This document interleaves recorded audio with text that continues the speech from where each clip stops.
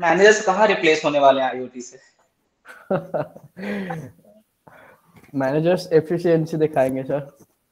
While talking about that, using uses of IoT and artificial intelligence, etc., will actually make them more efficient, and in terms of revenue, also it will help, I believe.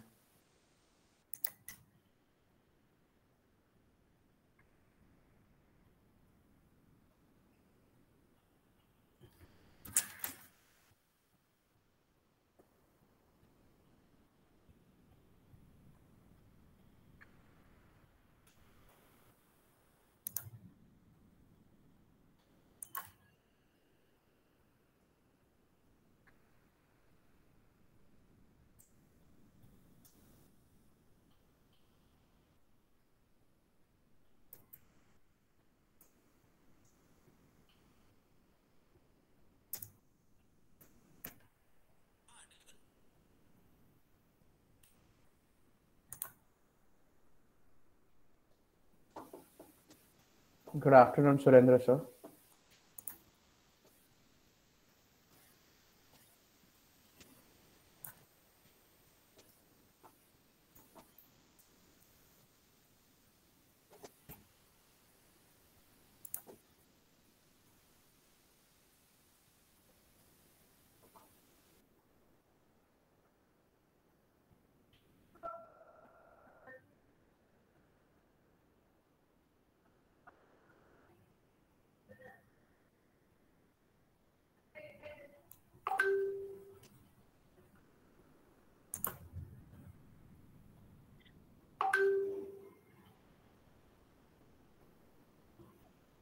Hello everyone, good evening. Good evening, sir. Welcome to the Conclave, and I hope you are doing well. Oh, I'm doing great, thank you. That's great. Just like quick checks, audio is clear. Absolutely, sir. Okay. So, sir, we are having Praveen Kumar Rajpur, sir, and Rajesh Kannan, sir, also with you. And we are waiting for our participants to join. We'll be starting shortly. Thank you. Sure. Hello everyone. Hello Praveen. Hello Rajesh. Good afternoon, Surendra.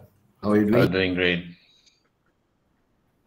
Good to meet you here. Absolutely. Yeah. Me too.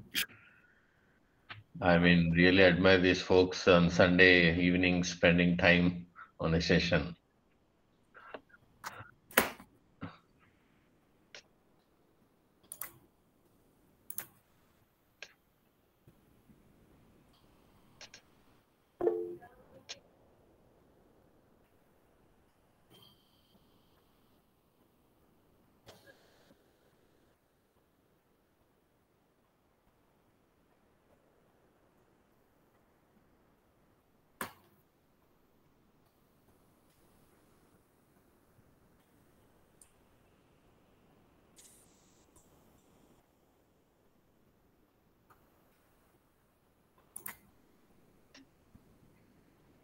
Just a quick question. If I wanted to share a kind of a video link or something, shall I put it in a chat window or? Anything would be fine for you, sir. If you want us to present, we'll do that for you. Or if you want to do that as well. So you can also put it on chat box. Put that, I will put the link in the chat box. Just you can keep a window open because if I play, might be some sound issues might happen because of the network. No worries, sir. We'll do that for you. Thank you.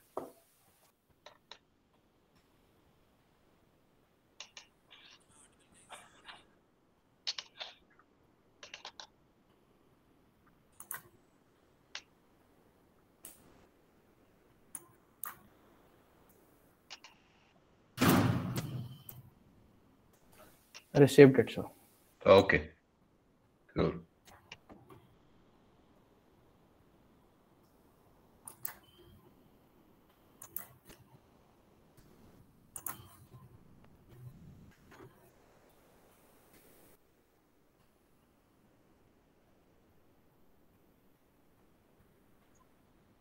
Am I audible? Yes, sir. You are clear. Oh, thank you so much. I just thought that my IoT is not going to work today. Yeah, hi, Mr. Surendra. Good afternoon, sir.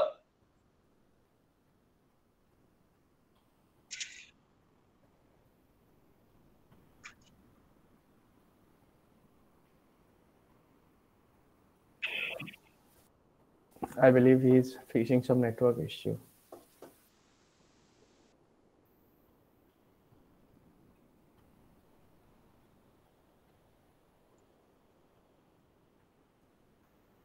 Good. So looks like that we are live for 54 other people now. 55.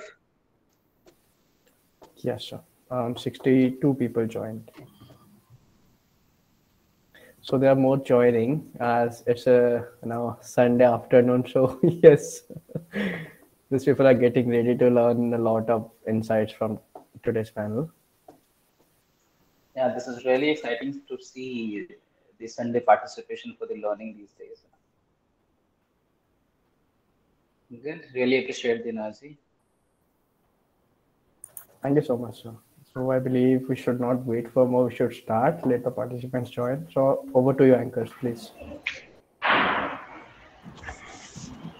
The Internet of Things is not a concept. It is a network, the true technology-enabled network of all networks. Good afternoon, everyone. Today, I, Shweta, along with my co-host Rachita, welcome you to Ignitia 2.0, a business conclave in collaboration with Team Newswire, the official news and media portal of IBS Hyderabad, and Dot Club, the official techno managerial club of IBS Hyderabad. We hope all of you have a great time. The topic for the panel discussion is real-time IoT, industry-oriented approach. Now, we would like to welcome our esteemed members of faculty, Dean Academist of IBS Hyderabad, Dr. C.S. Shailajan Sir, Student Activity Coordinator, Madhavi Garikapati Ma'am, HOD of Operations and IT, and Area Coordinator, Samidip Chakrabarti Sir, a mentor of Team Newswire, Dr. Asha Binurash Ma'am, and mentor of Dot Club, Krishna Dasena Sir. We would also like to thank our sponsors, Cherry Blossom, Click O-Card, Crick Academy, Culture Religions, D-Gamers, Filter Beans, Core Vision, Henry Harvin, QI Media, QI Tech, Story Network, Tripore, Sound Board, and Iti Henna, where enlightened here to support us. Please follow the general instructions. Keep your cameras on.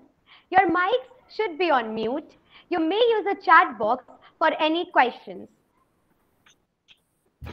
Team Newswire is the official news and media portal of IBS Hyderabad that works towards keeping its readers updated with news from all around the world, along with events happening around the premises.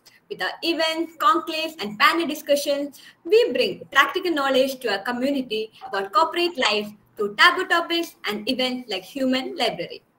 Team Newswire provides the opportunity to the students of IBS Hyderabad to refashion their erudite ideology towards the corporate world by encouraging versatility in its domain to achieve a broader perspective of the corporate culture. Dot Club is the official techno managerial club of IBS Hyderabad, believes in nurturing the analytical skill sets and tech-savvy attitude for resolving emerging managerial challenges along with a horizontal focus on academic learning and employability. Today for the panel discussion, we have with us our esteemed guest, Mr. Surendra Tipparaju Sir, Mr. Praveen Kumar Rajbhar Sir, and Mr. Rajesh Kannan Sir. So introducing our first guest for today, Mr. Praveen Kumar Rajbhar Sir is a founder and CEO at Skilling You, which is a multi-product platform for skill development programs. They strive to educate the youth with their prime focus on rural India, equipping learners through their cost-effective, technology-driven, research-based, and comprehensive employability skills programs. He served as a deputy manager L&D, then as manager L&D of AU Finances India Limited. Mr. Praveen Sir is a trainer, a writer, a poet, a campaigner, a networker, and most of all, an highly influenced entrepreneur. He has spoken at EdTech, Josh Talk speaker, mentor for change, empowering youth of rural India. We welcome you, sir. Now let me introduce our second guest of the evening, Mr. Rajesh Kannan sir, who is the Vice President at MSC Mediterranean Shipping Company. MSC is a global business engaged in the shipping and logistics sector, and it facilitates international trade between the world's major economies and among emerging markets across all continents. He did his BE Civil Engineering from Bangalore University. In his 20 years of career, he has managed various companies like SCI Technology, UST, EIT Professional Co., Simbus Technologies Private Limited, and so much more. We heartily welcome you, sir. Introducing our next guest, Mr. Surinder Tipparaju sir is the Director and Principal Architect Manager at Microsoft, which is a multinational technology company based in Redmond, Washington, that makes computer software, computer devices, computers, and related services. He did his EPBM from IIM Calcutta from 2013 to 14. He also studied about building a strategic mindset for Microsoft from ISP in the year 2014. He worked as a project manager in Wipro Technologies and accounts manager at Noise Infosystems. We welcome you, sir. Now, let's hand over the stage to our mentor and moderator for the day, Mr. Satyajit Nanda. Over to you, sir.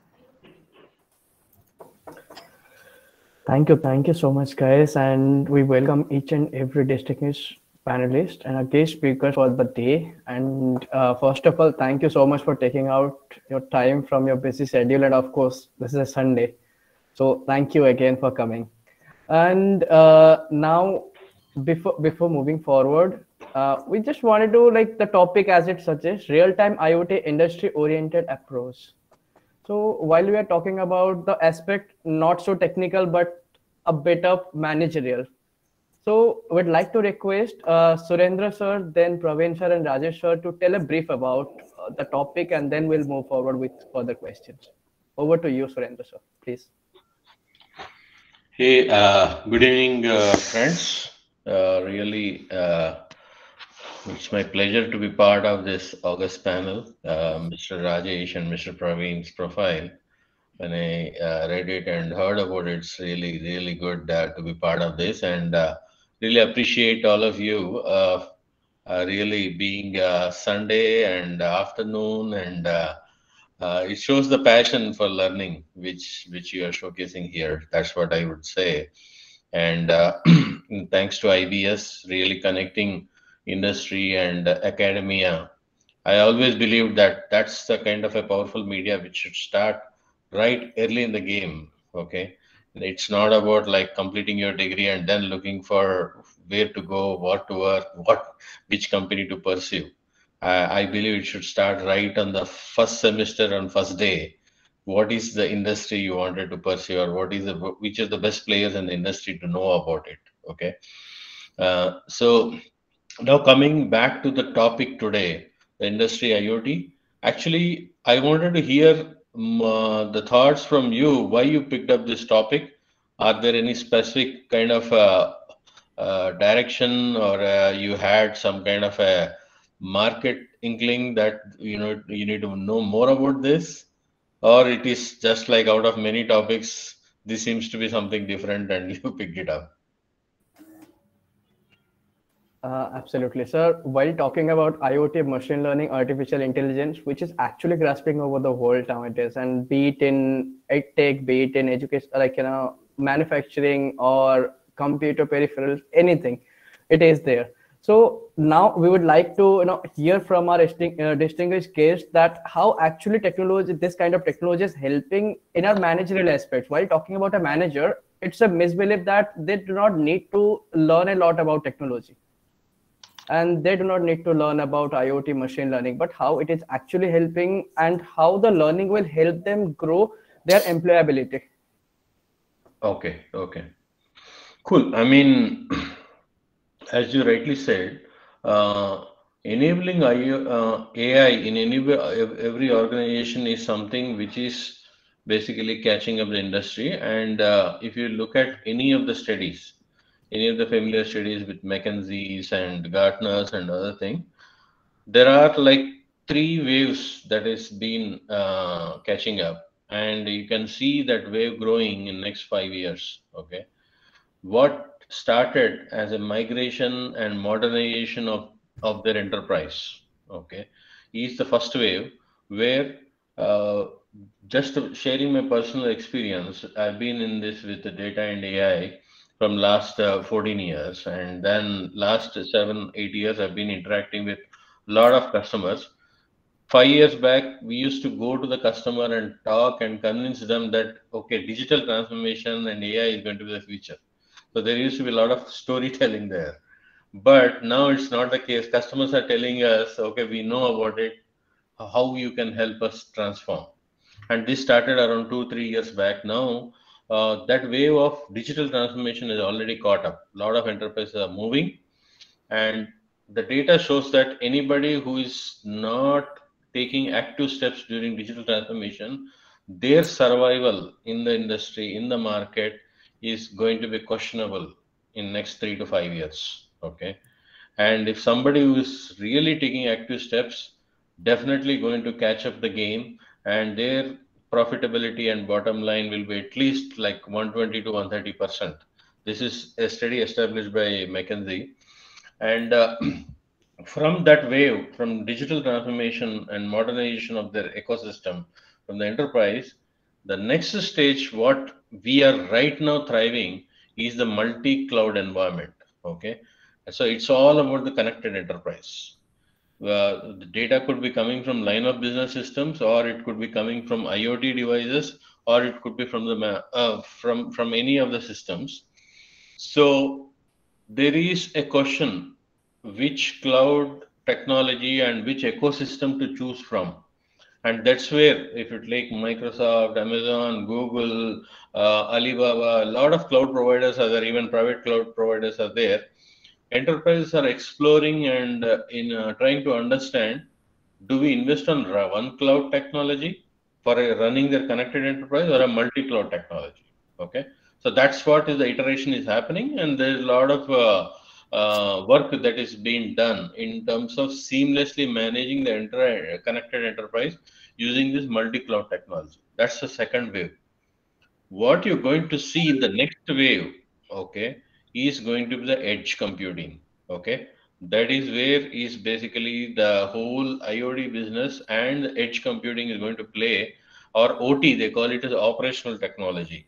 Okay, it's going to play a major transformation, and you can see more and more play of this edge computing in the industry going forward. Okay, so I was really glad to see that industry IoT and IoT as a kind of a theme you have chosen the topic, because that is what is going to really be part and parcel of our day-to-day ecosystem and lifestyle in next 5 years. And I'm sure like you guys will be graduate and be ready by that time. Okay. So couple of things which is happening from now to next 5 years or next 3 years. Actually, in our company, anything beyond 6 months to 1 year is considered as like far into the future. Okay, a lot of things are changing, and every three couple of months, the stream of technologies that has been kind of delivered and deployed is amazing, and it's like mind-boggling to catch up. Okay, but even that, what is happening is we used to be a technology provider, and this is applicable to any technology enterprise in general as such. So there is a domain and there is a technology. So domain is controlled by the customers in their own enterprise, and the technology is where what we bring it to the table. But that is not going to be true anymore. So what is expected is, if we are trying to create a kind of a connected enterprise in the IoT space, we need to provide the solutions which are aligned with that domain itself. So we at Microsoft, what we are working as, we are creating something called industry cloud. And especially for the edge computing and for this connected enterprise, we are creating this industry aligned clouds in energy, automotive, manufacturing, consumer, and retail. What is interesting here is energy, automotive, and manufacturing has always been an IoT play. Okay, and the tremendous amount of kind of technology coupling that happens with various stacks of the product. But now that is getting extended with consumer and retail, okay, which are not really kind of an IoT play, but they are becoming part and parcel, especially with the digital supply chain.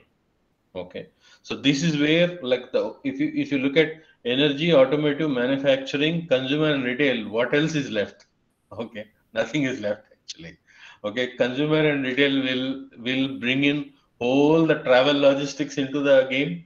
Okay, energy, automotive, manufacturing will bring complete your operational efficiencies, manufacturing efficiencies, uh, uh, green energy initiatives. Everything will come into the picture within this 5 areas. Okay, so one thing you need to, as a managerial population and as a kind of visionary and strategic leaders, think about this energy industry aligned clouds.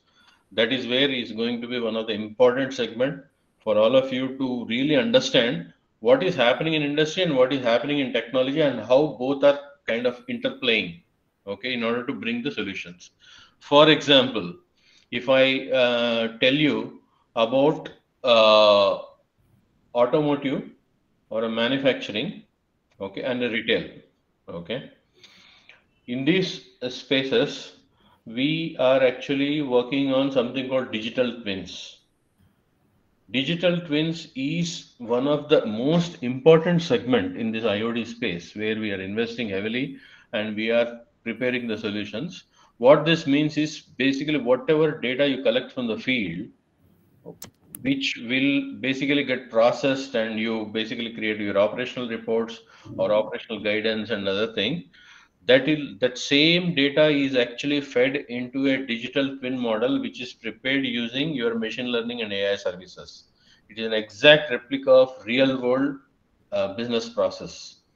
And what happens with this twin is that whatever data in real time you are collecting, you are feeding into this twin, and you can do what if analysis. What other scenarios you can enable, where the system would break down, what would be the lifestyle of my manufacturing process, are there any downtime which I can expect with respect to my machinery. All this is simulated in a digital twin, and you prepare your operational schedule, you prepare your manpower and resource plan, and then deploy it. Okay, so digital twin is one of the technologies which you should be really looking at it, okay, as a from the strategic direction point of view in this IoT space, especially on industry IoT space.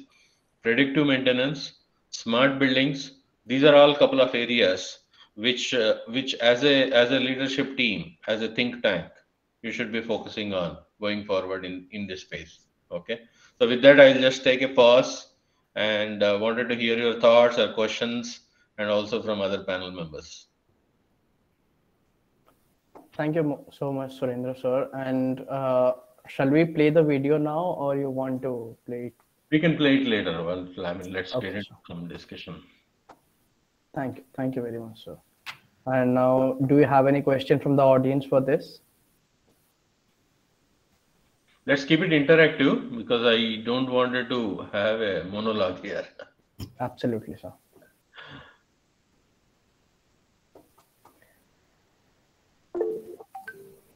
Okay, Hitesh, please go. Good afternoon, sir. Sir, as we are stepping into more digital world, we all know that the projects which will come in future insights will fully dependent on these IoT stuff.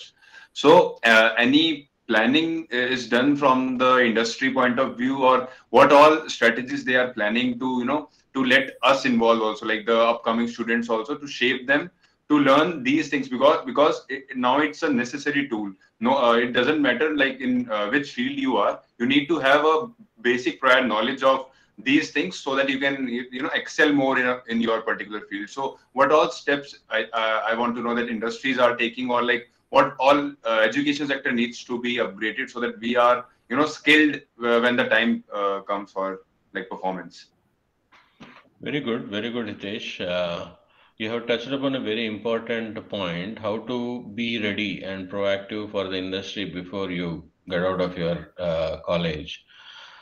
One of the important steps here is today, I mean, you have a connected industry and you have been connected with a lot of social network, be it LinkedIn and even the other social networks. Leverage this because this is where is one of the most important. If you take like LinkedIn Learning Platform or LinkedIn Connected Platform, there are many groups, especially the focus learning groups we are operating. Okay, and it is good to plug into that. Even if you are not able to really actually contribute them, it is very important you just plug into those groups. Okay, and then listening to what's happening, and not only that, I'm sure like every cloud provider out there is interested in bringing this next millennia and next generation into the game and day one to be productive. Okay. So if you look at Azure, we have a lot of student credit programs which we have created. And within the campus also, we have something called Garage. Okay. Microsoft Garage, which we have created. It's a basically you can think, have you guys seen Iron Man? I'm Yes, sir. sure some of you have seen it. And I think it's Iron Man 2. I think when he goes into the basement, he has his own private lab. Okay. You can almost imagine that kind of a scale in the garage of Microsoft, where every aspect of the IoT sensors, IoT kits, in fact, NVIDIA's TX series of edge computing kits, all those are available. Okay, and we do time to time conduct kind of a like hands-on experimentation sessions and student collaboration sessions, and every year there is something called the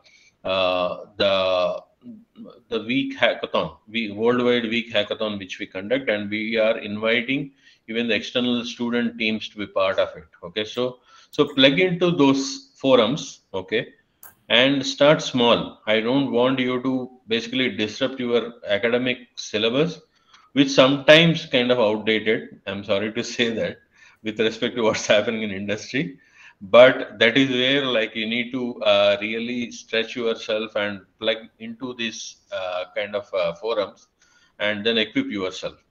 And what this brings is two things. One is if time permits, you can experiment. And second is it will connect you with some of the SMEs in the field, really experts in this field. Okay.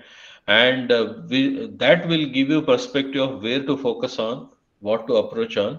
You're always getting the information in terms of what to talk from the industry point of view, the taxonomy that is happening, the emerging technologies, emerging reference architectures that is happening, and some of the latest case studies that is being deployed. Okay, so these are the couple of things which you can proactively do as a part of your schedule. Okay, what brings you on a Sunday afternoon to come and listen to IoT? I think this is what you need to do. There is no excuse for that. Okay. Thank you, sir. Yeah, got Yeah. it, sir. Thank you so much, Surendra sir. Now I'd like to request Praveen sir to continue. Please, sir.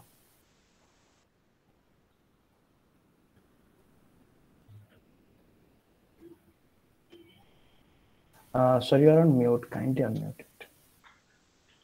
Okay, am I audible now? Yes, sir. Great. So thank you so much, Surendra sir, for putting so much information, what is happening in this, IoT world. Obviously, Microsoft is we know how the leadership is there and how things are going in the industry. I'll just start with the, few things that you mentioned during your talk. In last 2-3 years, the industry has changed itself rapidly, right? The thought process which used to be pre-COVID and during this COVID and today, it's like changing everything. I'll just look at the EdTech, the industry I come from. You guys have seen how the learning has changed, right? How the new player has come, how the industry is minting money, or probably a lot of investment is coming in India. I know in 2009 there were like 4,000 crore investment in EdTech. 2020 it came around 16,000 crore. 1920 it was 86,000 crore, and 1,65,000 crore की industry होने वाली है 24-25 में. I think pre-COVID it was not like that, right? We were more into physical learning, right? We were more into face-to-face learning, and this happened. It was like for me it was push learning thing that when we were closed in our rooms, we somehow like we were forced to learn digitally, use the Google Meet or a lot of other softwares. So now it has and if you don't change the yourself according to industry demands, the very well mentioned by this friend sir, you will be out of the industry, right? Look at the few schools, colleges, right? Today I can see there is no students, probably the new admissions and all. And who thought that Baidu is going to almost 30 years old organization to buy like Akash Institutes and other whatnot. So all these is happening just because of the digital transformation that we are seeing these days, right? And if you want to really be into this industry, right, tomorrow you'll be be a manager in any XYZ company. Probably it could be the EdTech as well or the other industry. You really need to understand how customer is demanding, how the customer delightment is there, how you can put more value, add more value to the learning. So today we see the smartphone in rural India as well. Recently, I was in my village, and when I say village, it's a completely a real typical gaon in UP, right? 3 years back, there were no mobile phone, probably the basic phone and all. Today, I see everybody is on, using like smartphone on Twitter, Facebook, and the reels these days, right? So we all understand what kind of the automation, the learning pattern is, being pushed to our mobile smartphone. So the IoT or digital transformation is trying to understand what we exactly want, and this is what we are trying to put in our own company itself when it comes to learning. So as a manager, probably tomorrow you will be a product manager in any XYZ company or any industry. You really need to understand that what exactly customers need. For me, it's a business is all about making customers' life easy, right? Adding more to their, whatever he is paying. And today, like customer is demanding more. The way the freebie is happening in the industry, and everybody is like, burning cash and all. So we really pick how making our customers' life easy, more customized learning, what exactly we want, because the world is full of data today. You type anything on Google, you have everything. It's not about the information, it's about the right information at your door, right? It's about processing and giving the right knowledge, right? Otherwise, it's more of like, itana gyan hai. I mean, I remember almost like 2-3 months back, I wrote on LinkedIn, कि ज्ञान की बारिश हो रही है, छाता लेके निकले, right? So सब कुछ आपके लिए नहीं है, right? Everything is not for you. You really need to know what exactly you want and what exactly you want to learn, and what learning is going to add back value to your career and the customer you are going to interact with.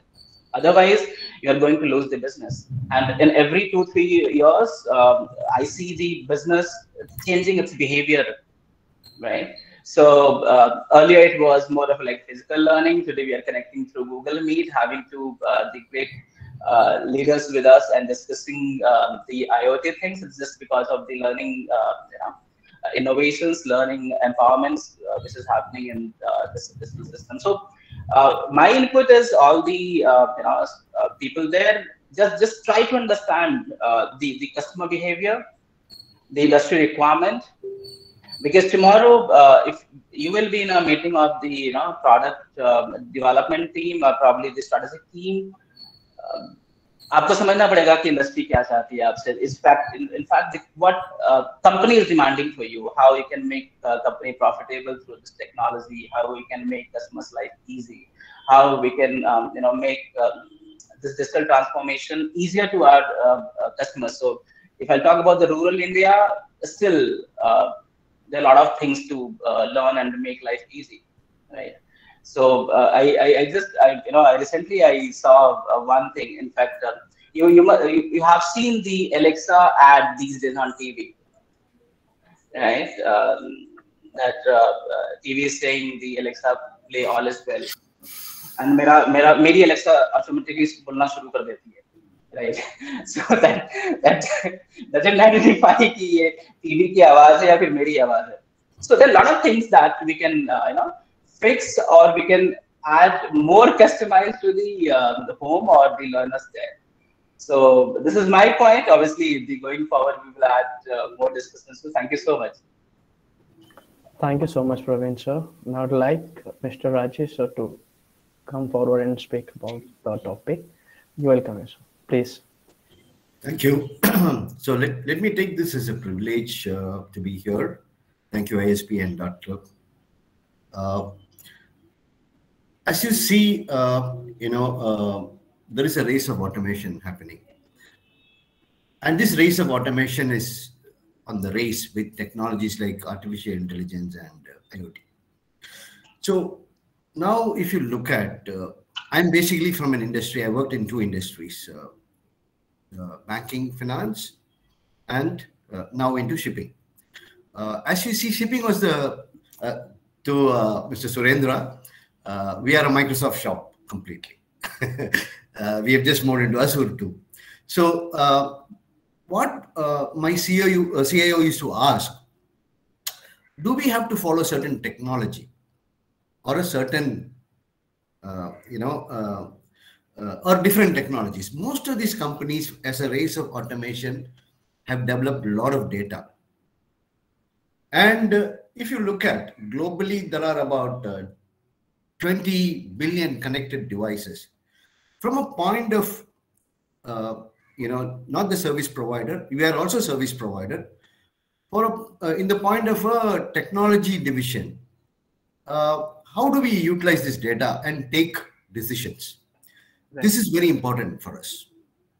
In an industry like shipping, which is not very, we don't get adopted like the banking or retail, but MSC as a company, MSC is, as you said, I'm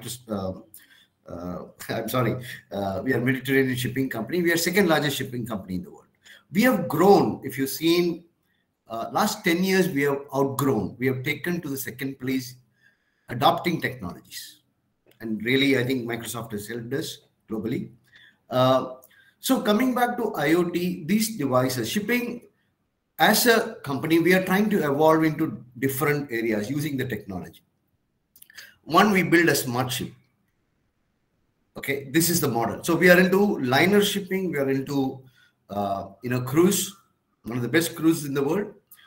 So there are two areas where we look at the data coming from.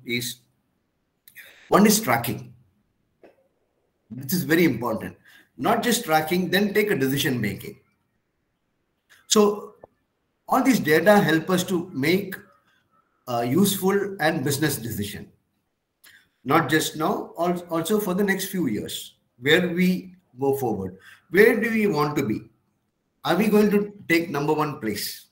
And to take the number one place, if you look at the growth path, what many companies, for example, I'm saying what Walmart has done. If you see, Amazon has done it in just 10 years or 15 years, the kind of turnover, the growth. So these are all adopting technologies, or we can call it as the economy of, speed. So when you look at, our major business is into logistics and supply chain. This is the hottest domain today, logistics and supply chain, because most of the global trade happens through sea for us. And that sea, land, air, so all we are connected. So coming back to when you add technology to the domain, so carrying forward what others, Surendra and Mr. Praveen spoke, and the student, I mean, you have asked for what is the managerial decision we are going to take. It is not just understanding technology alone. So if you are going to be in the managerial position, if you look at the growth of everybody in this, everybody specialized in particular domain. Right. They specialize in the domain. They understand the, the pain points of the domain, and they build a system. So the major, growth as a manager is, one is decision making, understanding the domain specifically. So it could be logistics, supply chain, retail, anything. So as a, as you step into this, into the business professional world, it is better to understand. I mean, where do you learn is one. Now, today is a connected world. You have many tools. I've been talking to many of the students who are coming for us for an interview. So most of them seems to know the domain well, but of course, what are the challenges in the domain? They will know only once you get into it. Of course, technology can be adopted. It's an ongoing process. Okay, I started my career in 1990. So I've seen the growth growing. So the learning is ongoing, a lifelong process. If you are into you decided to work or your professional career, you want to build you're going to be an entrepreneurial journey. Yeah, of course, it's a learning process. You have to understand the pain points, and all of you have to think about, if you want to be a manager, what is the kind of problem I'm going to solve today? Right? So if you have this attitude, and technology can be adopted, everybody at any stage. Today, some 20 years back, you need to write lakhs of codes. Today, you can be a programmer without knowing the coding at all. But what makes sense is that you understand the business problem. And as you look at the connected device, which is growing as of now, and this is going to make a huge, business. The expected 2025 business, is something about $4 to $5 trillion of business. So you have to be equipped. Which area? What is the problem you are going to solve? I think more technology areas, I think Mr. Surendra and Praveen gave you. But as the question somebody asked earlier, what is my future is going to be? What kind of a managerial role I'm going to take? So whether it's a managerial role or an entrepreneur, be prepared. Understand the problems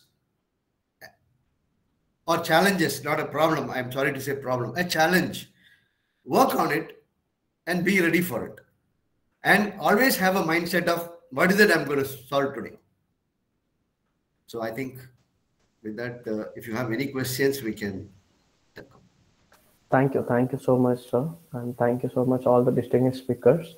So on that note, we are a question coming up in our mind is, so while we are talking about IoT, while you are introducing in a real-time industry perspective, so what are the security vulnerabilities that come with IoT? So we'll be again starting with Surendra sir, then we'll move forward with Praveen sir and Rajesh sir. Sure. Yeah. I mean, before getting into that question, I think both Praveen and Rajesh have touched upon some very, very important points there, which I want you to really get registered. First thing from Praveen's takeaway on EduTech. Okay. So there is a tremendous amount of transformation from 2019, post 2019 to today. Okay. And important change out of this, while we are taking online classes, we are able to meet remotely and all that.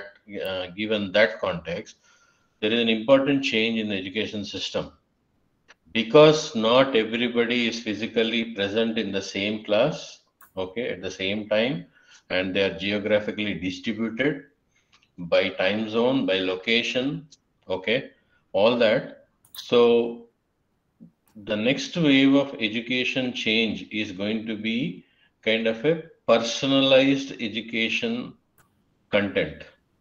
Okay, if what you can expect, I don't know whether you might be going through a fixed curriculum to graduate, but in next, it is already happening in some of the Western universities, is a customized curriculum.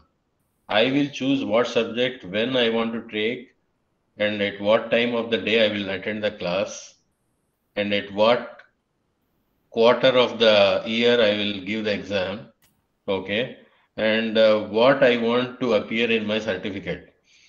So usually we have graduate in civil, graduate in mechanical. That's not going to be the case. Okay, you could be seeing some kind of a different titles of basically an ML expert in a manufacturing engineering in the field of nuclear physics. Okay, so that could be your graduation in future, which is unimaginable today. So customizable education and self-driven curriculum is going to be one of the waves on the education sector. Very, very important. So as thought leaders of the future, think about those, how to enable those scenarios, because these will be the questions when you pursue your career will be asked for you to present the scenarios. Okay, that is one. Second, Rajesh ji has really touched upon the shipping industry and the data. Okay, and understanding the scenarios to prepare yourself. Very, very important themes. So what I suggest is you basically have your own kind of hackathons within your groups as a managerial community, as a thought leaders. Form small industry hubs virtually within your ecosystem, and at least have, I mean, usually the format of this hackathons, I will quickly give you. They are time boxed. Okay, first thing. And secondly, the scope is also fixed. That's very, very important. You cannot boil the ocean. You cannot change the world. Okay. So be very realistic. Take one or two scenarios by industry, the 5 industries which I mentioned.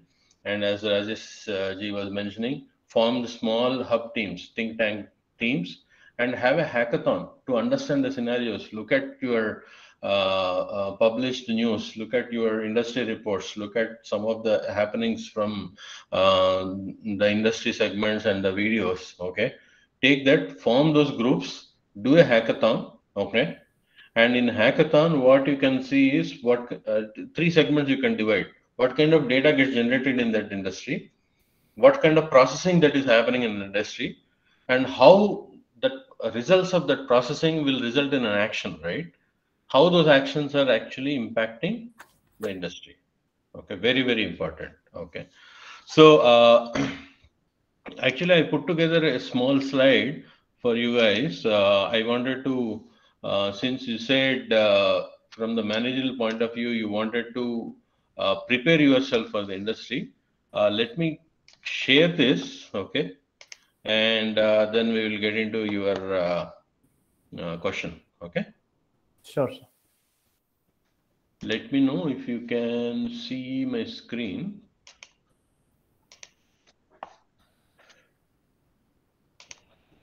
Can you see my screen? Yes, sir.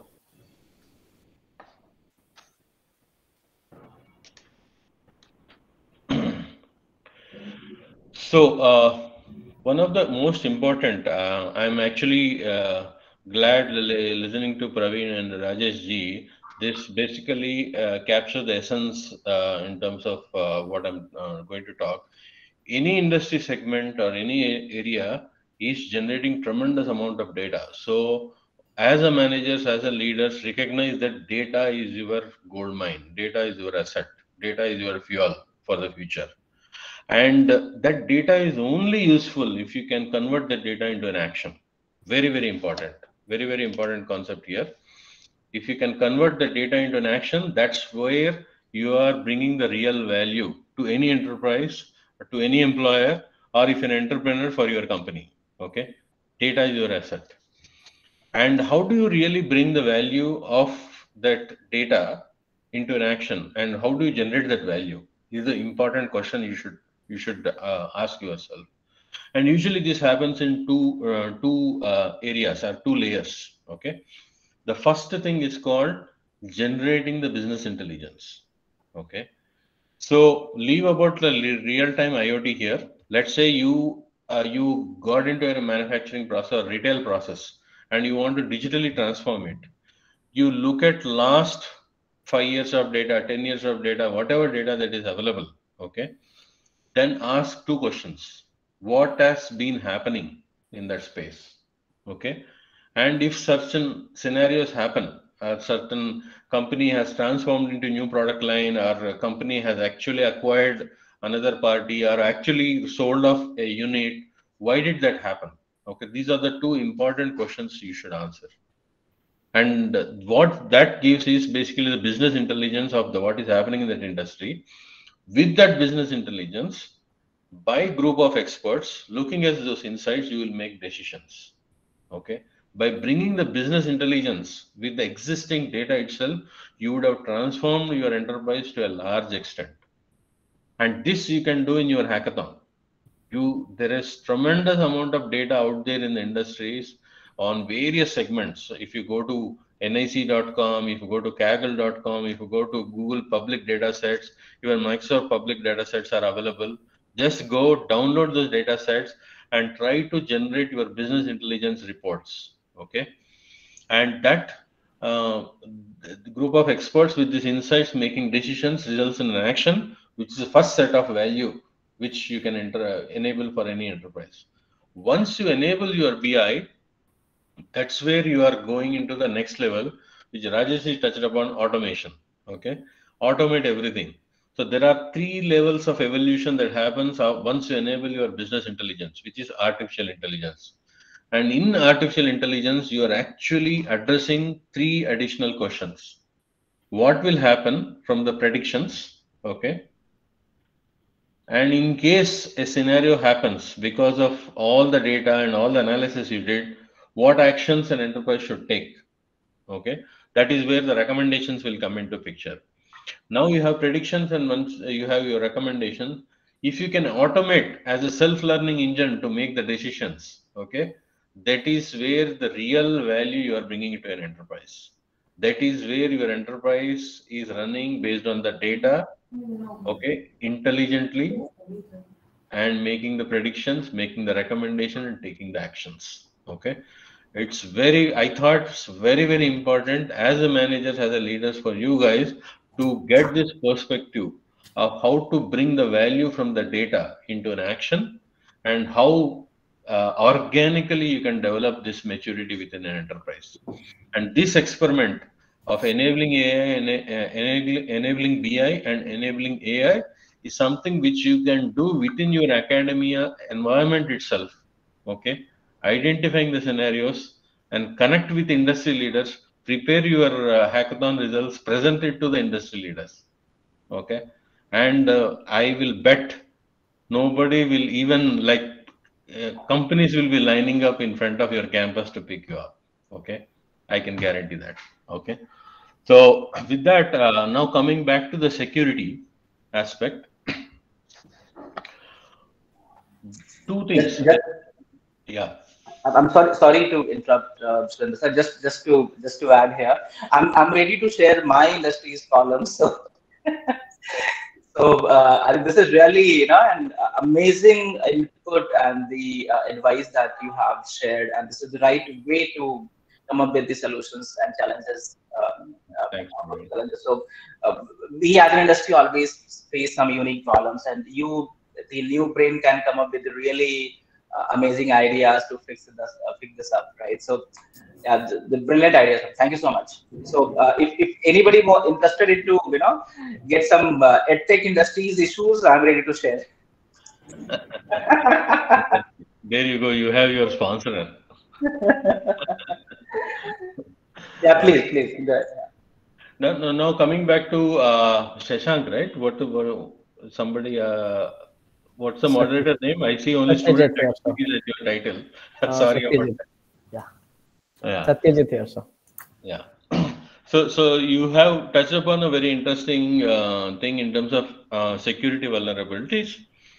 So any technology in terms of your BI or AI or any AI services, secure by default is going to be the default concept and default expectation in any of the services. Okay, and when you say secure by default, there is a framework. Okay, which basically can be customized based on the industry. If you really go into the processing, there is a level of security framework which you need to follow. But if you're collecting data from the edge device and from the field, okay, there are set of security frameworks. So, for example, what I suggest is, SRE, okay, service reliability engineering is a very important concept. I think some of you have to add to your kind of an academia to understand what is the service reliability engineering, which comes with basically not only the SLI and SLAs for every service, what kind of security framework you can impose on it. Okay, typically, if you take an IoT industry or even the shipping industry and all, there is tremendous volume of IoT sensor that is deployed. Okay, the questions to ask is what happens if one of the IoTs turns into a rogue IoT, just streaming the data. Okay, or if the group of IoTs basically streaming so much amount of data where your servers are getting busy to even just capture in your ETL process, the entry, transform and load process itself is getting taxed up with so much of data that it is not getting any compute cycles to process that data. So typically this is called DDoS attacks. Okay, so for those kinds of things, there are frameworks. Okay, and there are some machine learning services which we are deploying as a part of your IoT framework. Okay, we call it as IoT Hub and IoT Sphere. Okay, these are the two technologies you can actually search in the web. Okay, Azure IoT Hub and IoT Sphere.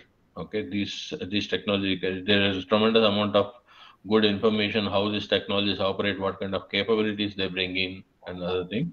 And very good to actually educate yourself and learn about those things. And if you come to backend systems, once those data is captured, there are data segmentation and data enrichment. Here, I want to touch upon, since you touched upon security, there are 3 levels of transformation that happens. Once the data is captured as a raw format, okay, then you basically start aggregating them into buckets. Okay, you don't want every piece or every unit of data for eternal in your space. You wanted to have some intelligent enriched data as a part of your analysis. And here there are 2 parts that happens from the IoT angle I'm speaking. One is the real-time dashboard, where realistically what's happening in the field you will know right away. And there is something called batch analytics. And that is where once the real-time analytics is done, the data is like completely cleaned up and sent it to an archive layer. And there we basically enrich the data by segmenting into the type of data. Some could be very, very industry specific. Some could be very process specific. One could be very transactional specific. So we divide them and store it into a data lake. And that will be used by machine learning systems to understand, okay, the insights, predictions and recommendations for next set of batch that's going to happen. And that data based on if it is very industry specific data, it is highly secured as a PII data, okay, which cannot be compromised. And other sets of data is sent into an operational reports. And there are distinct technologies and certifications. How do you manage the security aspects of it? Okay, so industry, IoT, Azure IoT Hub and IoT Sphere are the areas which I think you can explore to get the security perspective of managing your IoT space.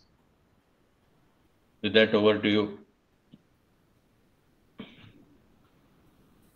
Thank you so much, sir. And I would like to request Mr. Praveen to continue, please.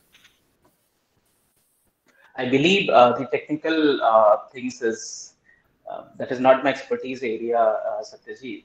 So all I can share the issue challenges of my own industry and how we are solving in the current scenarios. right? So I think we can move for the technical things for the Rajesh ji or Surendra sir has already shared this thing.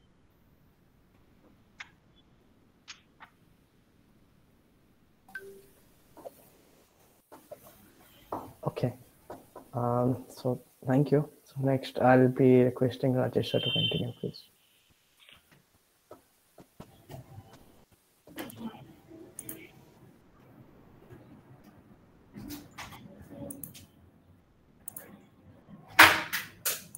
It was not audible what you were saying. You can repeat that. Oh, am I audible now, sir? Yeah. Okay. So now I'd like to request Rajesh sir to continue. Oh, okay. Yes, sir, please. Oh, I thought there is some issue. It was not clear, so I'm sorry. think you are asking the team to. So the basic the main reason for us to go for IoT is that one, we always wanted to predict things happening, then prevent, probably then track. So in this R domain kind of area, it's as any of the device misconfigured or any kind of mishappenings happens, I think it's a completely lost. We are in the sea. Earlier, as you know, sometime back there was communication was totally one way earlier. Now the communication standards have changed. Today it's all real time if you look at from the shipping industry. So what we as a team, we have a specific team sitting in Switzerland, and we look at some area. One, we look at malware. One, then areas like misconfigured devices, right? And any kind of if you look at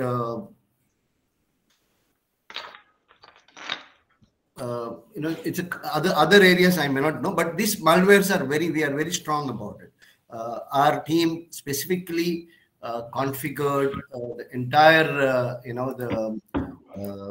technologies to bring all this security in, which is in place, because we cannot afford to make any mistakes. So we look at malware and the devices. These are the two areas which comes to my mind.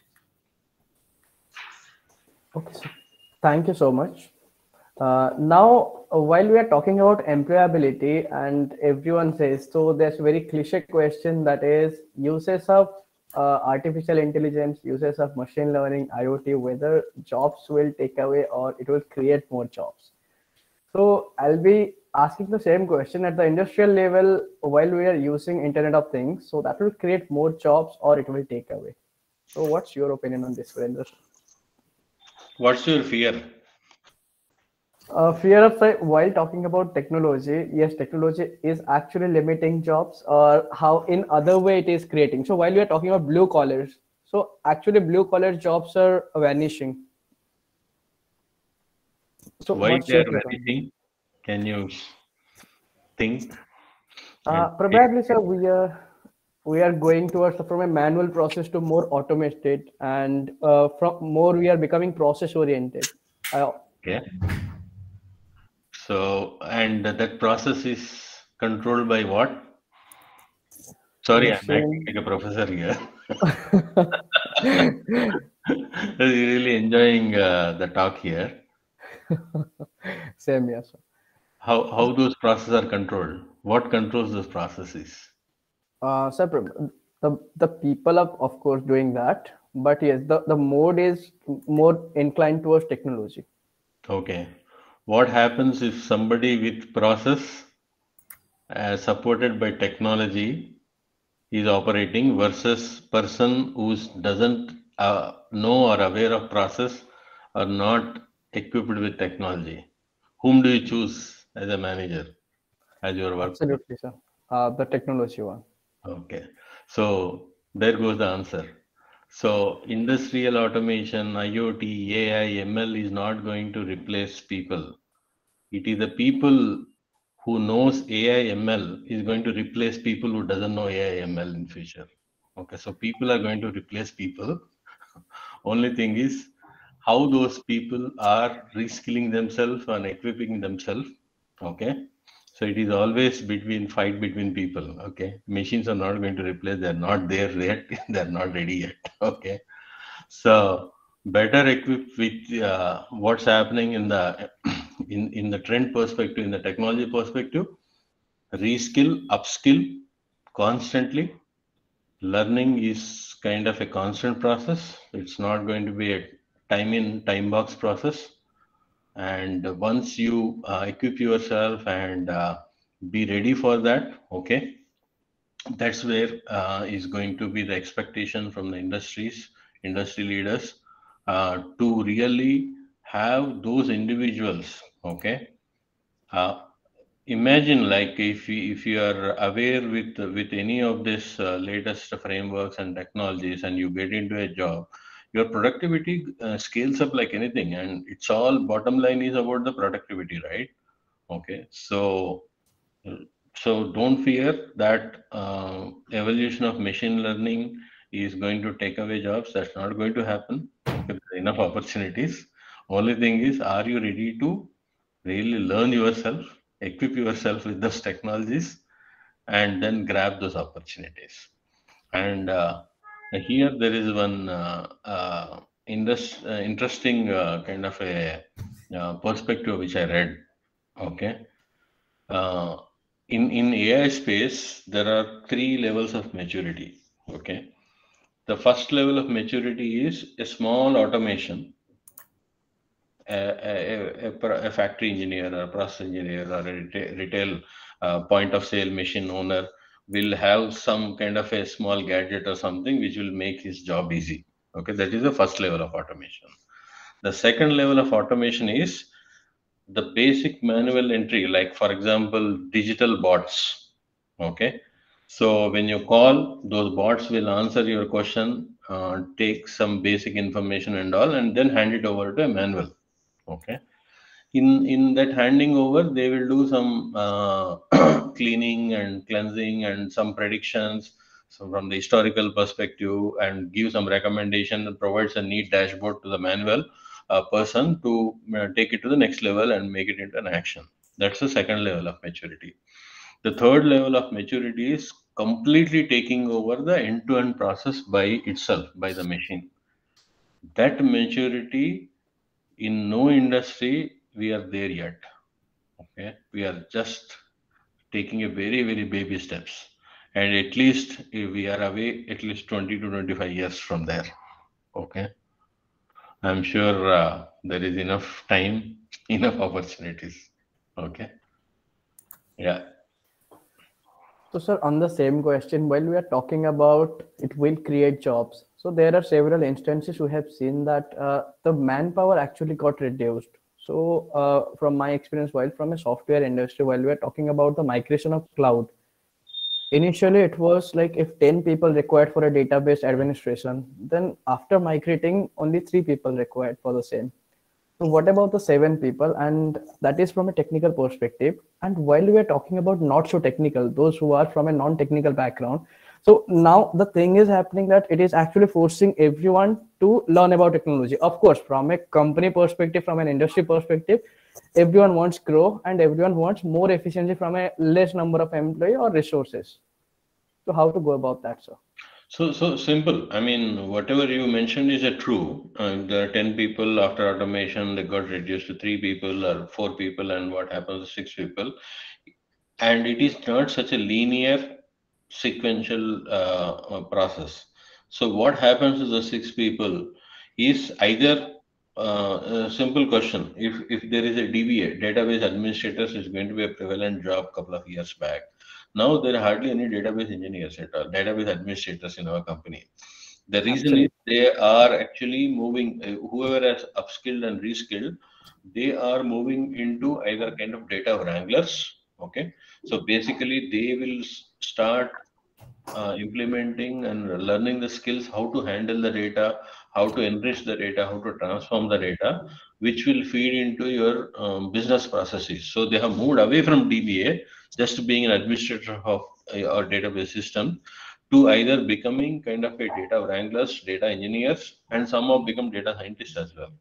Okay, so that is where is the key. That is where, like, how the people are investing to reskill themselves and upskill themselves. Okay, cannot be static at all. And second, there used to be developer, tester, and a project manager. That's a classic composition.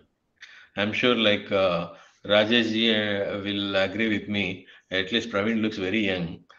We from the time where we have educated and graduated, that used to be a standard composition of having developers, testers, and project managers. Today, in our company, we don't have any testers. Okay, the developers are the testers. So we are moving into a combined engineering space. Okay, in the combined engineering space, the developer will develop the code. He will write the test framework in order to test those frameworks as well. Okay, in order to deploy. Do you mean that that is a 100% quality code? Not necessarily. But if the code fails, there is an ability to recover fast.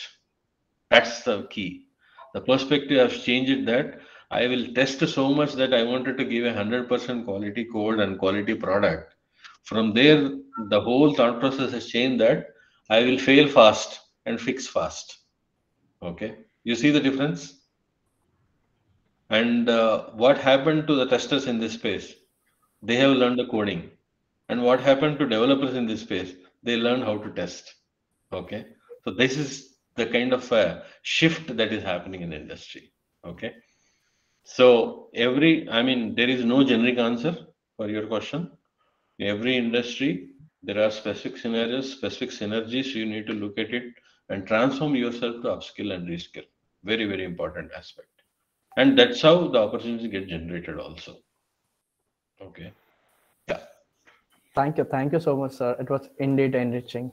Now I'd like to request Praveen sir to continue, and if so wants to show some slides, we'd love to see that. Thank you, Satyajit. I don't have any slide to show here, but I'll just add a few things. It's all about the way Surinder has said, reskilling, adding more learnings to the life. The behavior of job is changing. Few years back, we thought Zomato and Swiggy was going to kill restaurants. How many delivery boys we see on this road now? Did we really see 5 years back? Today, I see a lot of hiring happening in the Swiggy, Zomato, all the e-commerce platforms, all the e-commerce companies. Thousands of jobs are being created. So the ecosystem is changing, right? Jobs are obviously few jobs are going to be absolute in the market, and the new trend is happening. So as Rajesh has said, he has been into banking industry. So I spent close to 10 years in banking. So today we don't see telecounter happening the way it used to happen 5 years back, right? Today neobank and the neobank concept, probably we have seen the FI Bank and NeoX. Lot of new companies in the market just happening, all the banking in the phone itself. Today, the second or third largest credit card provider company is not a bank, neither the NBFC, right? So the behavior is changing, Satyajit, and all the people there.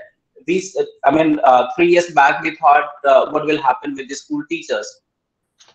Today, we see they are taking classes online, sitting anywhere in the world or the country, and even earning more than they used to earn while the job thing, right? Today, I invite trainers to come to my studio, create content, and we sell those content to the bigger audience than they used to reach to the people while teaching in the classes. So the pattern is changing, right? So if you are not skilled, probably you are not able to adjust with the technology demand, then you are nowhere, right? हमारे हाथ में जो smartphone रहता है उसको हम लगातार update ना करें तो पुराना हो जाता है. The software is not going to behave the way it used to. Right? So we take care of the Android phone that we are updating, weekly, the new softwares, running the new features and things, and the same is happening with our career as well. Right? You are spending years in your college, but at the same time, the industry is also, innovating new ideas. The managerial, behavior is going to change. Even we used to work So before lockdown, right, the 8-hour system was there in the office. Today we are working 12 hours, 13 hours while sitting at home to work from home. And few things are never going to change: the ownership, humility, relationship, flexibility, passion, discipline, networking. This will remain forever, right? मैं अक्सर कई बार मजाक मजाक में एक बात बोलता था कि जब तक घर में बच्चा पैदा होता है तो माँ जब उसको पानी बोलना सिखाती है तो पानी नहीं मम बोलती है। आप लोग के घर में बच्चे को ना मम बोलते हैं, राइट? मम या कुछ भी तोतली भाषा में we always use few words to while the small kids. तो ये जब तक प्यार बना रहेगा ना तब तक कुछ होने वाला नहीं है। ये इस तरीके चेंज जरूर हो जाएंगे, right? So you can see a lot of jobs coming in the market instead of seeing that few jobs are going away from the market. But yes, I can see today we are able to reach to the bigger audience because of the application that we have. Prior to lockdown, we used to go to the universities, colleges, and we used to conduct seminars for 200, 300 people. Today, while we are conducting live seminars and touching to the 500,000 students at the same time. So yes, for you people, it is really important that how the industry is changing, and you really need to connect it with the same. Otherwise, nobody is going to give job just because of that. You have got some certificate, and you are not connected with the industry, and you don't know what is happening in the market. Right. So employability की भाषा बदलती रहेगी हमेशा. Today we are talking about the current scenarios of employability. After 5 years, like in the future, the different employability परिभाषा, like the definition would be there. So the all mantra is सीखते रहिए, and that will always keep you on the market and keep you in the industry. Thank you. Thank you so much, Praveen sir. And now I'd like to request Rajesh sir to continue, please. I would share some of the interesting, experience or journey which I've gone through. In 2000 times when you used to go to bank, I think yes, Praveen said in bank, people were scared to meet us. They thought we have come to replace the employees.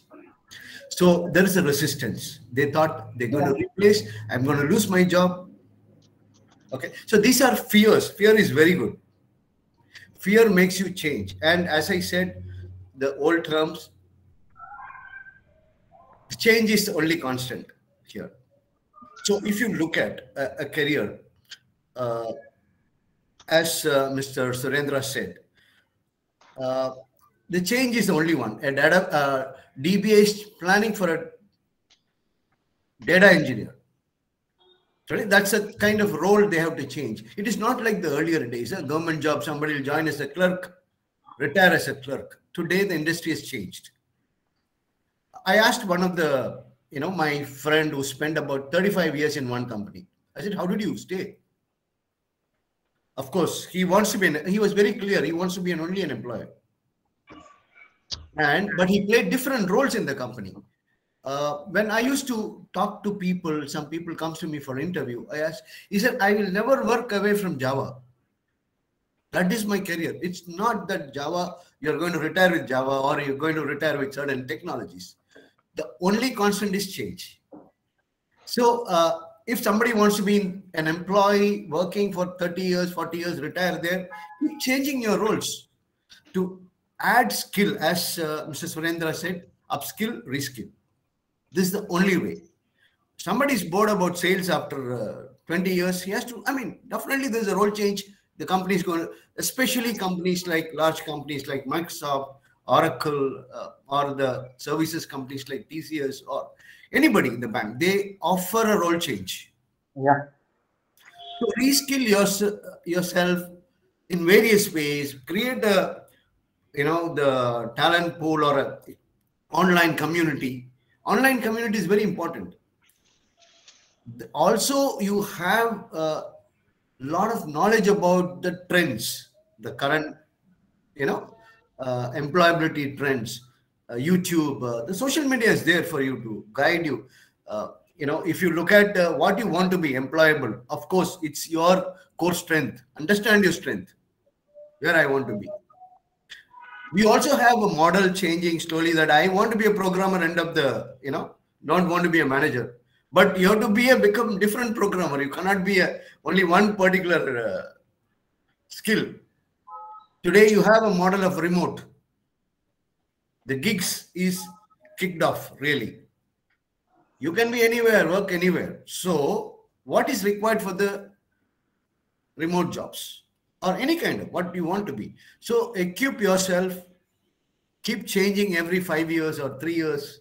You want to learn it. As I said, you have come into a profession where you're going to be an employee, where it's a lifelong learning. But I also felt, recently I met somebody, he said, I want to retire after. I told him, if you retire after 55, you stop thinking and you become old. You become age very quickly. So keep learning till the end. So this is one of my thoughts which I felt, and that is what keeps me growing also. So to whoever asked me this question, there is always a fear from the day automation start or the industrial revolution started. If you see the industrial revolution change happened, everybody thought I'm going to lose the job. But the main point is you reskill yourself. Automation makes your life more easier, more productive, more decisions. Indeed true, sir.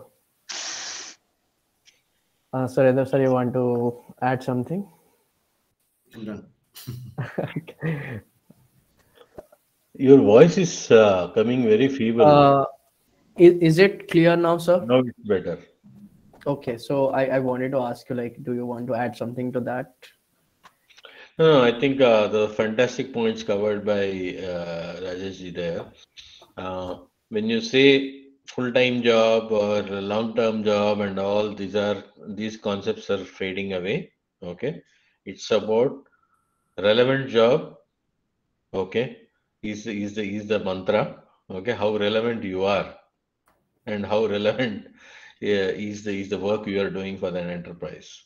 As long as your relevance is there, you are in the job.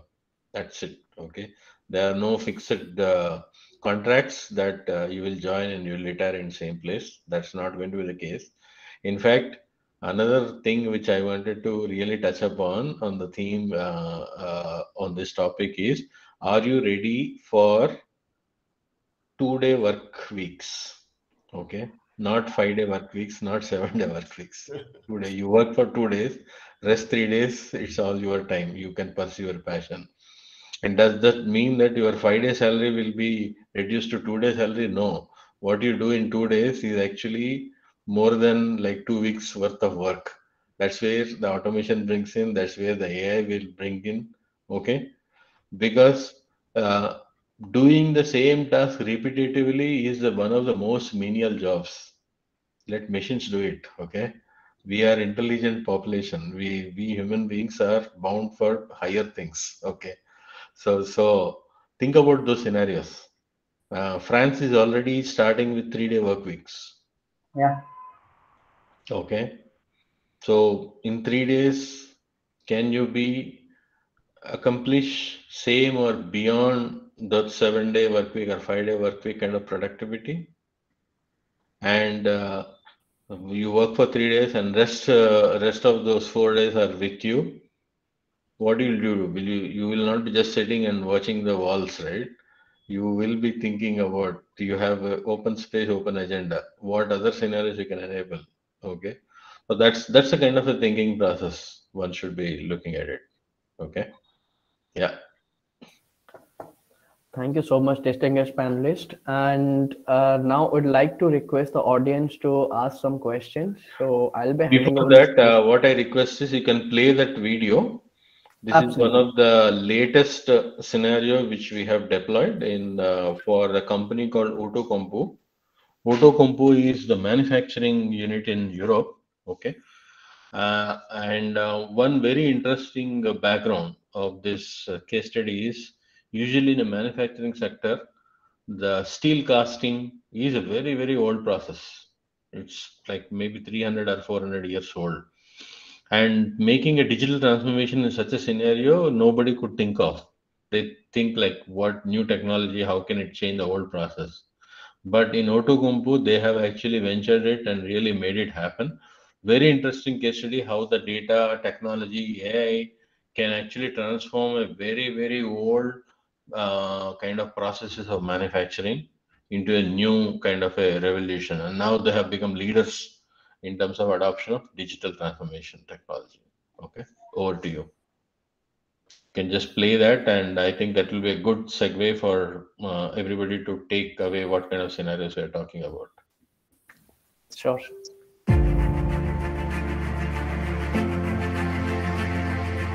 Outokumpu's purpose, as we defined it, is to create a world that lasts forever, and that we mean literally. And that's the fantastic thing about stainless steel. And in 2018, we decided that we would like to make a step change. We want in future to base more of our decisions on data analytics, but also experience of our people. And therefore we decided to change completely our ways of working and what we do with data. That was the time when we decided to have a digital transformation in our company. Now, you could think that anything you need to know about steel making is already known, and that the potential of digitalization that you can bring to such a nice old industry is rather limited. But that's not the case. In fact, digital manufacturing has the power to change the rules of the industry sustainably. And we at Outokumpu, we have seen this. Basically, what we're aiming for is a shift in paradigm from experience-driven to data-driven. And we think we have taken a leadership position at the moment already in the industry. And one thing we did is we chose Microsoft and the Azure technology to give us the leading edge. And together with Microsoft, we are basically embarking on a digital journey to relearn stainless steel. Of course, our subject matter experts, our process experts is absolutely needed. Our operators are absolutely needed with all the experience we have. What we're adding is the data scientists and the programmers and all the brain power of the cloud system provided in this case by Microsoft. And this is, I think, this combination of process knowledge and computer power and computer knowledge, data science, is bringing us into a new level of the game. You know, since we have embarked on this journey, it has been a fantastic experience, and not only for the management or for the people from the technology side who have been driving this. What we have seen is a great buy-in also on the shop floor, because what we do differently is we let our people on the field, in the lines, own their projects. And with the questions and the activities that we're bringing in, we actually trigger a kind of general questioning the ways of doing things previously. And that has been a very nice cultural change that has just started, and we can see how the dynamic is slowly growing here in our factories.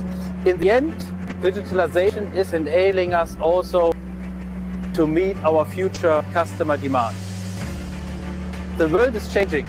People are requiring more information on the material that they get. The sustainability tracking, the quality tracking, all this is enabled by our Outokumpu digital platform. So with the digital transformation, we are enabling the future customer success.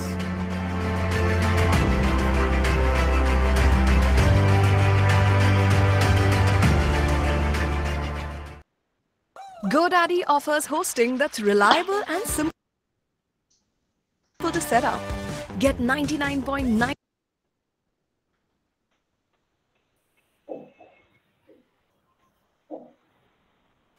It was a wonderful video, sir. We can go through some Q&A and from others. Yeah. Sure, sir. Over to your anchors. Thank you so much, Satyajit sir. Now the floor is open for the questions. Participants can put your questions in the chat box.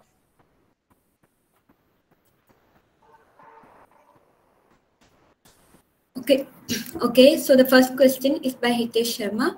So what are the top challenges of implementing an IoT system in any industry? So can any one of the guests answer that question?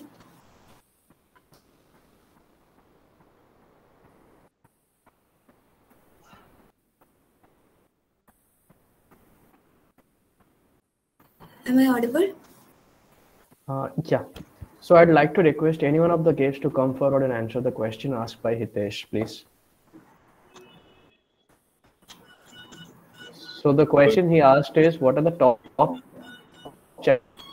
challenges of implementing an IoT system in any industry?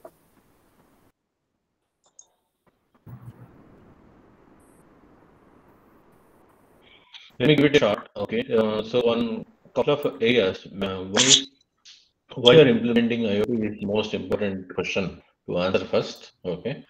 So traditionally, if you are going, and which industry, if you are looking at a manufacturing industry, as we have seen in the video and all, some of the processes are established very long back with a very old equipment, and you cannot expect companies to replace their equipment, companies to change their infrastructure, companies to change complete their operational processes to digital transformation just on right away.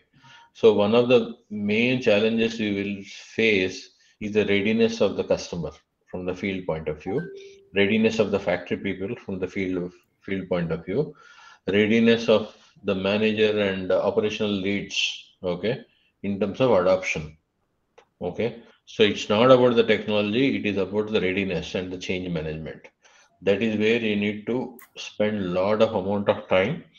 There is something called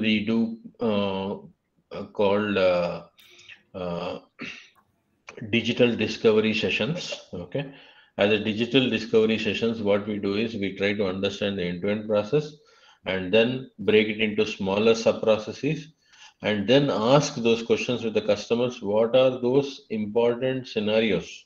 Okay, and if those scenarios are automated or changed, what is the impact from the financial viability point of view, from the supportability point of view, from scalability point of view? So you need to really understand those dynamics. Okay, and there are two-step processes in order to overcome these challenges. Something called pilots, pilot to production, where you take a business processes, very simple business process, and then time box it 6 to 8 weeks to implement this business process and put it into production, and then release that, or basically equip only few people to operate in the new process while rest of the company is operating in the old process. With that, you will get a real-time experience of what is the change is, what are the dynamics is that change feasible, is it going to add more overhead and other things. So it is all about the change management process. From the people, from the process, are the two important aspects and dimensions to consider. Once you do that, then comes the technology landscape, which technology to use, when to use, how to use. These are all the third priority. First priority is people and processes. That is the key challenges. And in the IoT space, choosing the right partner of your IoT framework is very important. Okay, both from the equipment point of view and from whatever data that has been sent from IoT, handling the data point of view. You need unlimited storage, unlimited compute, unlimited networking. So what kind of storage layers you are selecting, what kind of cloud providers you are choosing for that. So these are all other challenges which you will face. So change management is the biggest challenge. Okay, that's my perspective. Thank you, sir. So that's the continue. So to add, one of the major challenge, because as you see many of the industries, some of the industries are adopt technologies very faster. They already have a systems in place. Some of the industries, it's island still, though they have ERP. Many of them have the top the top tier 1 large companies have a ERP in place, but many are islands. So they have a compatibility issues, many systems, with the IoT system.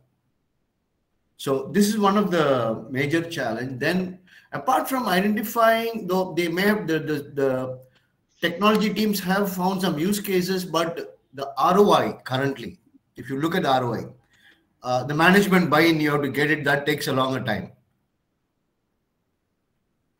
So how adaptive is the management to and the ROI, So ideally that is where some companies, some models we have, as Mr. Surendra said, there is a pilot to show them. So large companies are always ready to come and show a services company or a product company, ready to a pilot. The pilot will show what is ROI and how fast. For example, using technology, if you are going to manufacture 500 tools, but actual capacity you can do 1,000. So these kind of challenges we can show it in pilot. Then the buy-in is easier. So first is the compatibility. Second is the ROI. These are the I may look at it to add Mr. Surendra's point. Then security aspects, definitely those are once all these kind of compatibilities and ROIs are set. Then other challenges, of course. Everything is costly. Today when we look at a vendor who's giving you entire end-to-end, of course, that works completely. So the ROI and compatibility is the major point here.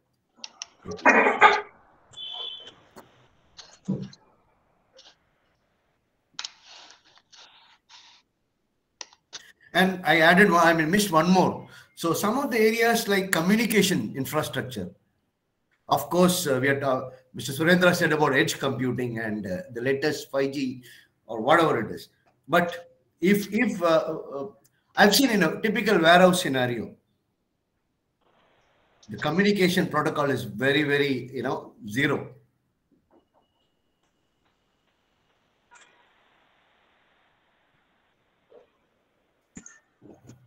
Yeah. Okay, thank you, sir. Praveen, sir, would you like to add anything on this question? I think the insights are shared with the Surendra sir or Rajesh ji is really helpful. All I see, and I can add here, it's all about knowing the challenges of the industry, right? And second, the testing, and let's say full, in our industry, if I talk about the EdTech, the biggest problem in the industry today is the, let's say there are 1,000 students buying the courses, but we see after a month or 2 months, if there is like say 3-month online course, I see hardly 10% or 5% people are, continuing with the thing, right? So biggest challenge we see is the engaging them in a proper way. And at the same time, the new experiments take some time. New experiment take like we as a startup, I always call it like either we are no money with the low money, right? So if we'll talk about the as Rajesh ji well said that the big companies can obviously have that kind of fat that they can experiment and put some brains and to that. But when it comes to startups, yeah, it's really sometimes painful to take this kind of decisions. Obviously, startups are always ready to accept the new technology, but at the same time, the cash and the funds are low there. So we really need to find the more comfortable way that we can make it faster, and we can find a better solution in an quick way so that we can add value and add value to the business as well as the customers' expectations.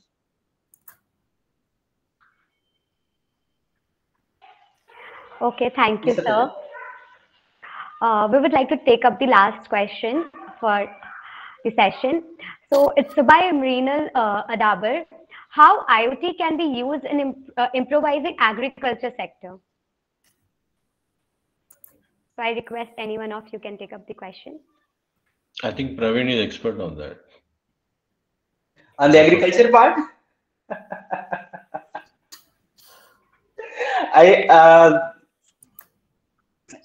in villages, yes, please, sir. No, I saw you've been working with the rural population a lot. I thought your prospective insights will be very valuable.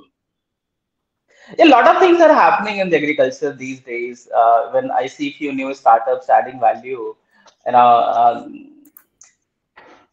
when we see agriculture, the very fascinating words come, the organic, right? And when we see organic, we always feel the more money you can ask more money to the customer for the product and all. But yes, when it comes to IoT, even the new farmers are trying new things.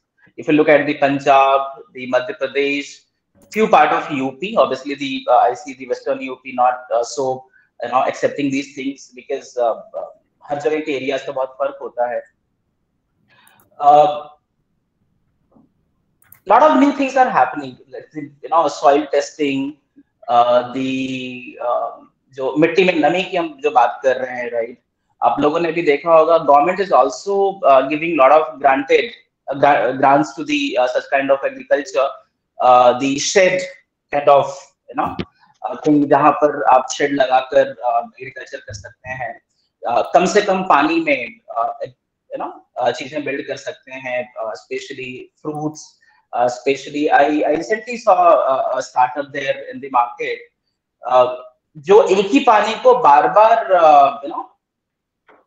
change करके they are producing really good agriculture stuff. So obviously the new technology कि मिट्टी में कितने पानी की जरूरत है, कितने खाद की जरूरत है, these things can be really fixed by the these data system IoT things, or better impact, the better productivity we can get out of these things. And I can really see the मैं अगर अपने गांव की बात करूं, अगर I'll share the few real time problems. पहले जब गांव में हम लोग खेती करते थे, because I come from a farmer family, right? Till college I was there in the village only, and I used to go into our field और वो काम सारा कुछ करते सुबह शहर में आए. So when it comes to water, right, watering the fields and all, रात में हम लोग कम हैंड्स को हम खोल के छोड़ दिया करते थे कि खेतों में पानी चला ही जा रहा है, फिर सुबह जाके बंद करना, and the water is flowing like anything, कहीं से कुछ बाहर निकल रहा है, कहीं से कुछ निकल रहा है. The new things which is coming, the new technologies is coming, we really know that कि इस खेत में कितने पानी की जरूरत है. The information is more there now, and even the government is trying to train these farmers due to lot of initiatives. At the same time, the new startups are coming with the new ideas, new inputs, new learning methods, जहाँ पर they are training to these farmers कि आपको इतने ही पानी की जरूरत है, right? या फिर आपको इतने खाद की जरूरत है. So these informations and the machine especially, you can see a lot of new machines working in the fields now. पहले जो machines हुआ करती थी, आज वो machines obviously आज जो पहले चीजें होती थी, आज new machines ने उसको fit कर लिया. So I can see better productivity these days. I can see better new experiments in the fruits and अलग-अलग चीजों में देख पा रहे हैं. So costs are being reduced in the production, and obviously productivity is high these days. So agriculture is really adapting. मैं तो गांव में देखता हूँ तो मुझे बड़ी खुशी होती है आजकल जब नई नई चीजों को एक्सपेरिमेंट करें, नई मशीनें दिखती हैं वहां पे. आज से 10 साल पहले के गांव में और आज के गांव में बहुत फर्क आ गया है. Thank you. Thank you so much to all of our guests. So I, Shweta, and my co-host Rachita, on behalf of the Team Newswire and Dot Club, extend our gratitude to all of our esteemed guests, Mr. Surendra Tipparaju sir, Mr. Praveen Kumar Rajbhar sir, and Mr. Rajesh Kannan sir, for taking time from the busy schedule and gracing us with their presence. Your experience and knowledge have given us some major insights into how real-time IoT works in the industry. We thank everyone for joining in for today's session. We hope you had fun and you got to learn something new. So once again, we would like to thank our Dean Academics of IBS Hyderabad, Dr. C.S. Shailajan Sir, Student Activity Coordinator, Madhavi Garikapati Ma'am, HOD of Operations and IT and Area Coordinator, Samyadip Chakrabarti Sir, Faculty Mentor of Team Newswire, Dr. Asha Binurash Ma'am, and Faculty Mentor of Dot Club, Krishna Dasena Sir. We would also like to thank our sponsors, Cherry Blossoms, ClickOCart, Trick Academy, Culture Religions, T-Gamers, Filter Beans, 4Vision, Henry Harvin, QI Media, QI Tech, Story Network, Tripore, Soundsworth Manipur, and Kritina, and our ever-enthusiastic audience. A huge thanks to the entire team for making this session a successful one. Thank you and have a good day. So I, Rachita, and I, Shweta, are signing off. Thank you. Thank you. Thank you. Good luck. Thank you. Thank you, sir. Thank you so much, sir. Thank you. thank you so much, sir.